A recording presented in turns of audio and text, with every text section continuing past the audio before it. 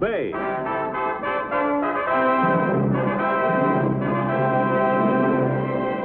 The saga of the great Hudson's Bay Fur Company. And of the brave men who traveled the untrekked wilderness from Labrador to California, from Minnesota to Alaska. Starring Barry Nelson as Jonathan Banner, Hudson's Bay Man.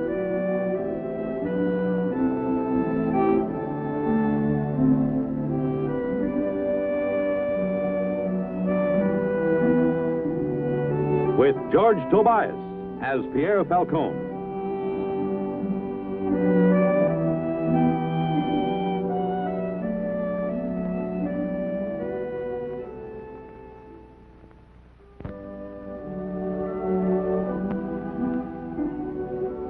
In the blazing hot summer of 1810, Pierre Falcon and I were ordered to report upriver to Fort Chippewan, where we would be given further instructions.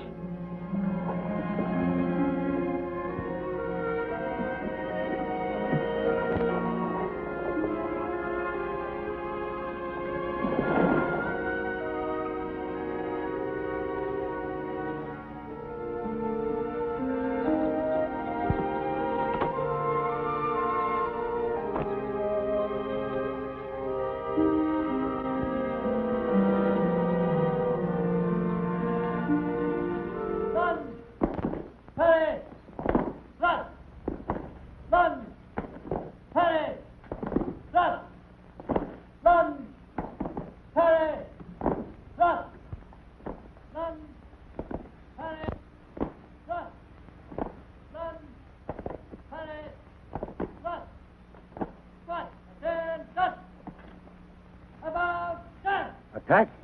Somebody attacks and counts 3 first? Somebody seems to.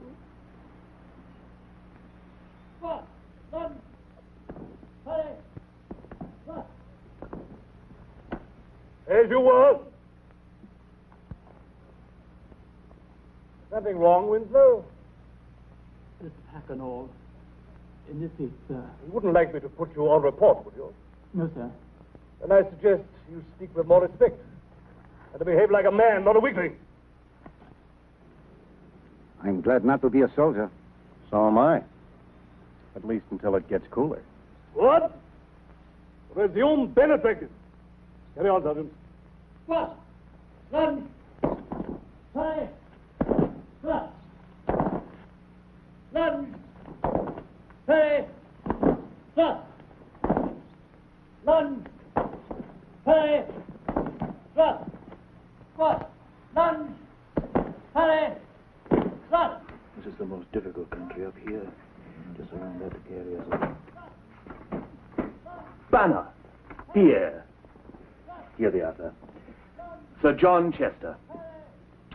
Banner, the directors of the Hudson's Bay Company have offered to help His Majesty's government find a route through the Wind River country for possible future military use. Yes, sir. We selected you and Falcon as guides and advisors to the expedition.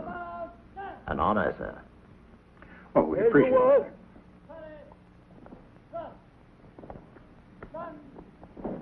As you were. I'm not aware that I changed my order. Until I do, continue.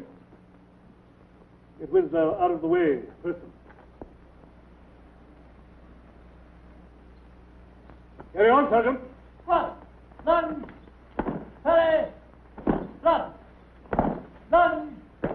Hurry! Run! Run! Hurry! Run! Captain Malton will be in command of the expedition.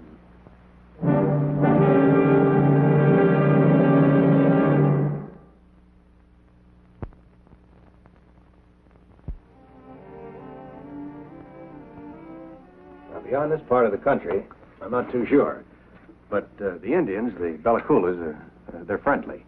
They will be glad to give help. Obviously, you're going to be of great help, Mr. Banner. And you, too. Pierre Falcon, like Mr. Henry said before. Of course. Always takes a bit of time learning new names. You understand that this is a military undertaking and the command will be vested in me. Certainly. To keep everything clear, I'd like you to sign articles of enlistment for the duration of the mission. You mean we have to be soldiers? I don't see why that's necessary, sir. We'll do our best as civilians. Of course, I don't expect you to be soldiers. Simply a matter of form. No harm in it, Banner? And whatever, so long as it's only temporary, and the army doesn't try to steal 2 of the company's best men. Very well, Captain. Good. Good.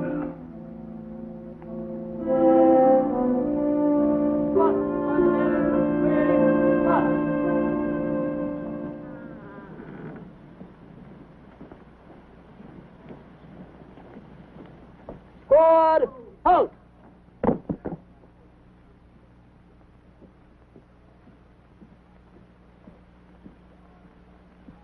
Vigil! Forward! March!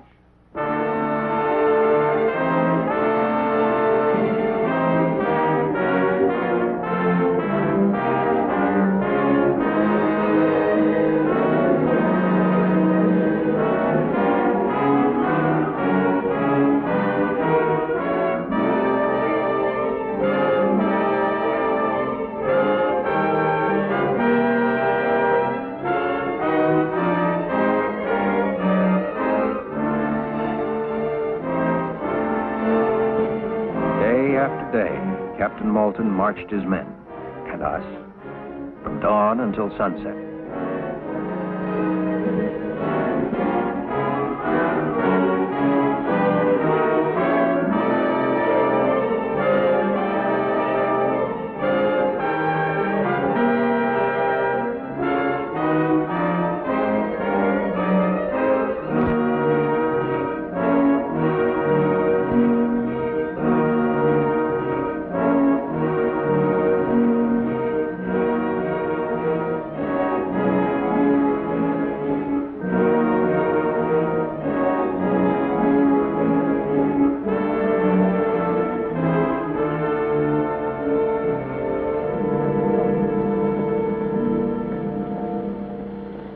Captain Malton, will you call a halt? Detail! Halt! Are you tiring, Banner? Why, no, sir. You have no privileges the other men haven't. Supposing any man could sing out for a halt just when he felt like it. Well, I've got a reason, sir. We've reached Bella Coola territory, and Pierre and I had better find the Indians if we're going to get guides. I see. But remember, you are under military discipline. What you mean is you should be ordered to be sent for guides. Yes, sir. Very well. You are ordered to do so.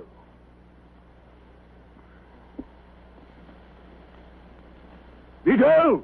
Shun! Forward! March!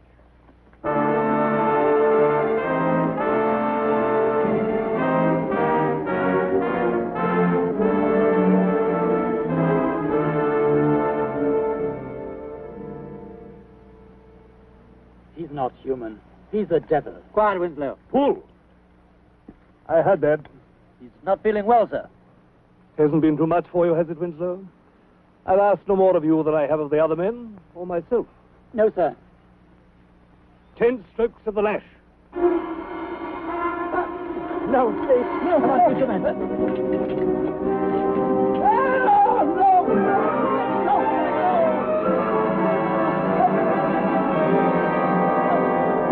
Let me go! Let me go!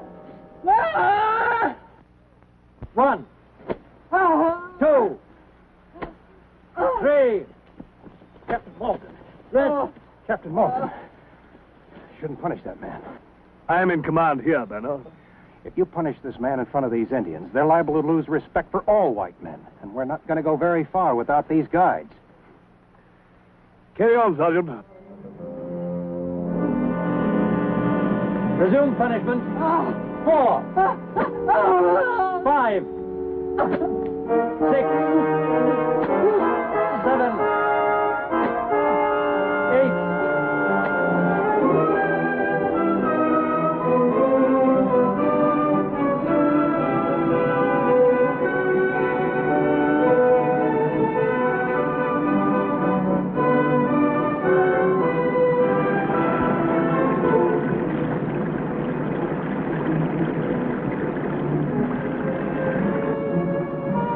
That settles that.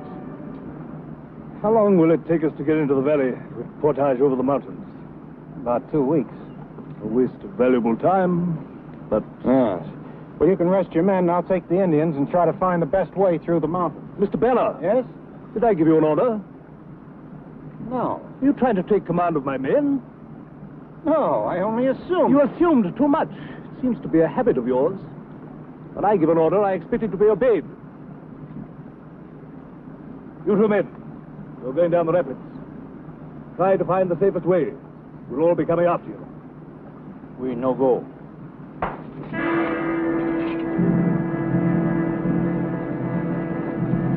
That was stupid. We don't know Indians, monsieur. He disobeyed an order. You won't forget that you slapped him and made him lose face in front of strangers. Arrest those two men. Officers don't like losing face either, Mr. Banner. Take it.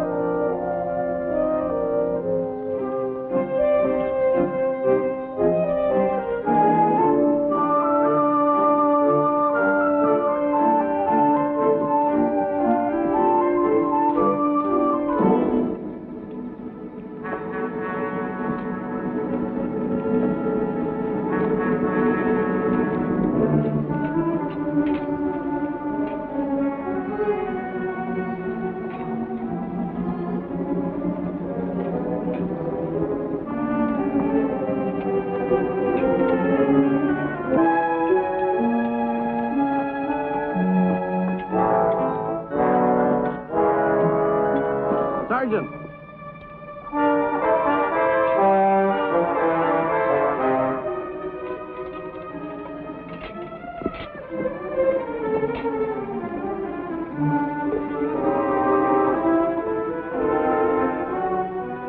Don't waste it, men!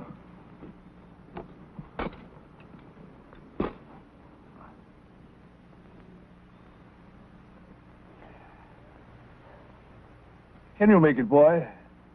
You know, we're falling behind. We can make a litter, sir. Time. We're behind schedule. The men are loaded down already. And Winslow doesn't want to be a burden, do you?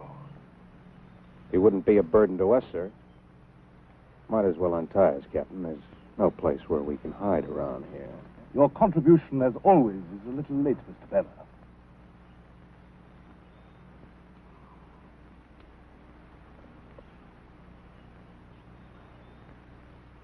You want to rest some more, boy? You stay here till the sun goes down, till it's cool. We'll bivouac up ahead. You're a young lad. Your strength will come back when the sun goes down. You can catch up with us then. Come on, Poole. Let's get moving. We're way behind. Way behind. Find a tree, get some shade.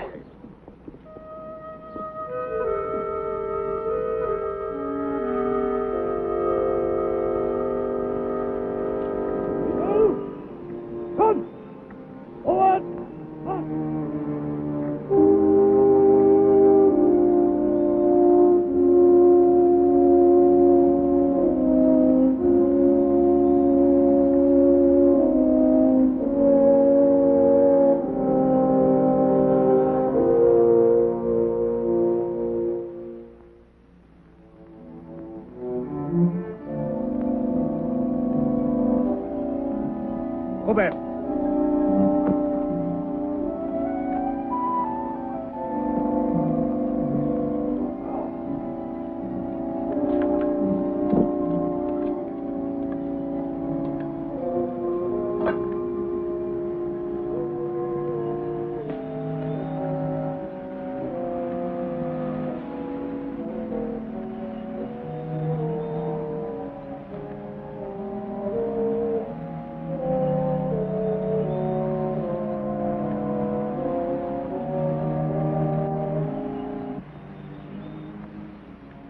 You chaps think Winslow's got a chance of making it? Not if somebody doesn't go back after him. 10 years of soldiering, I've never abandoned a man before. You don't have to now. Can't go against orders. Look, Pierre and I'll go with you. We know this country. We can be back before the captain wakes up. We find the boy, we make a deal. No, this is an honest deal. We're coming back. Well, that's what I mean. Oh, I don't want to make the sergeant no trouble.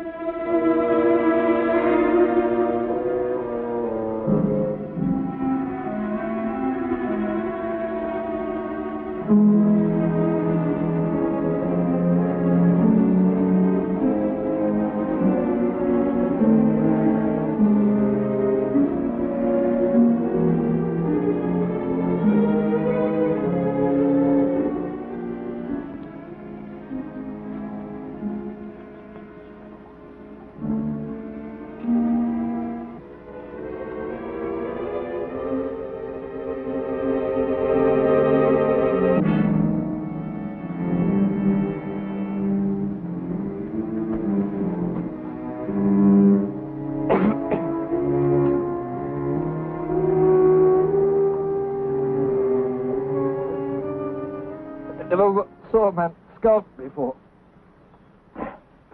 You want more than one scalp, huh, Monsieur Banner? Mm-hmm. Let's get out of here.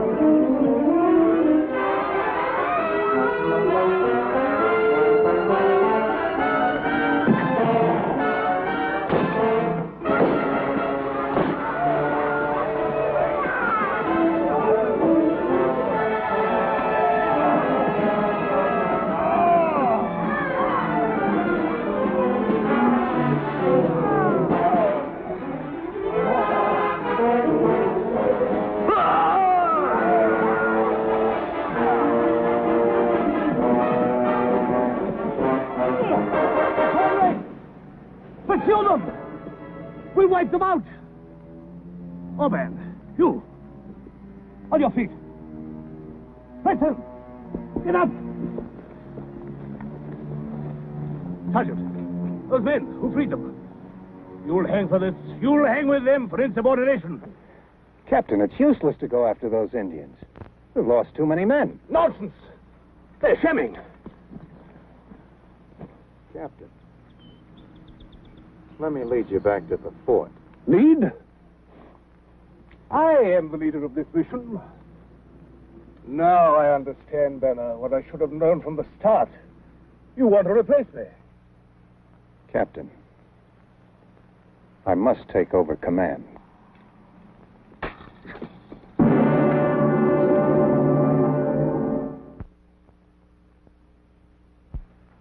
But it is possible that the exact opposite of your testimony is the truth. Isn't it, Mr. Banner? You admit that Captain Malton was courageous under fire, that he displayed bravery when the Indians attacked the expedition? Well then, perhaps Captain Malton, a dedicated officer, only tried, as he maintains, to carry out his mission. And you instigated a mutiny. Started it, in fact, long before the Indian attack. If you are all guilty of gross disobedience, as Captain Malton implies, wouldn't it be wiser for you all to get your stories together in such convincing fashion as is shown here? Sir, Captain Malton was a sick man. Doctor, would you judge your patient mentally incompetent? Well, that's a difficult question to answer. It's always a matter of opinion whether a man is mentally incompetent or not. And we are all mentally unwell at one time or other. Now, on the whole, I would say that Captain Malton suffered mental fatigue at various times during the march, which is understandable after the ordeal he went through. But there's nothing to suggest that he was mentally unfit to command then, or is in any way unfit now. In fact, he's responded beautifully and is in excellent health, as you can judge for yourself. Well, then I suggest we call Captain Malton. I think we'll have to, sir. Call Captain Malton.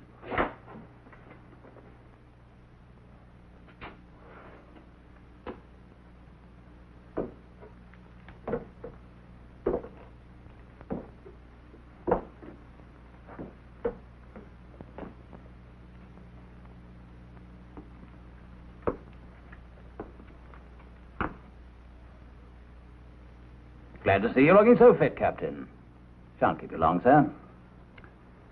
Now, Captain Malton, the question before us is if there were deliberate mutiny on your expedition, or if you were guilty of the needless death of Private Winslow and a reckless waste of lives.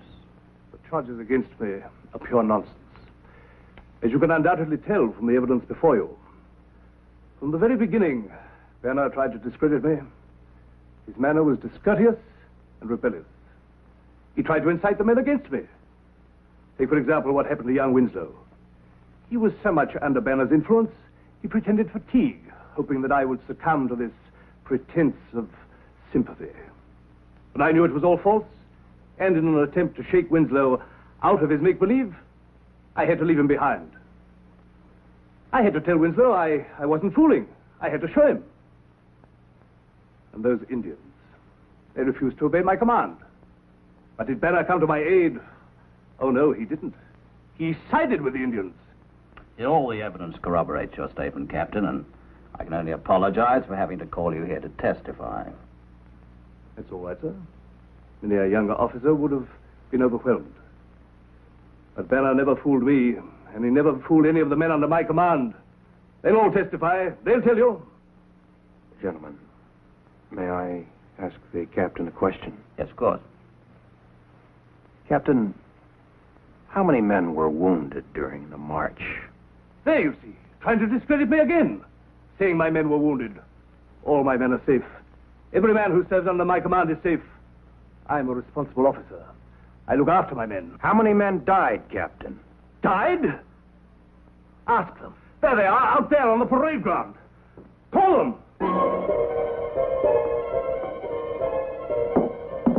You men out there, fall in! Fall in, I say!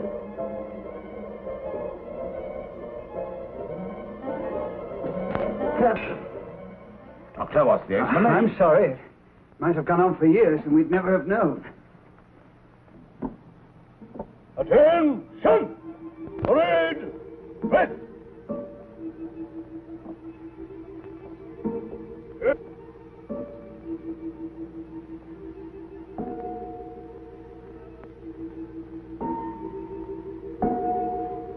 Attention! Parade! Rest! Preston, straighten up there. Nice chest out.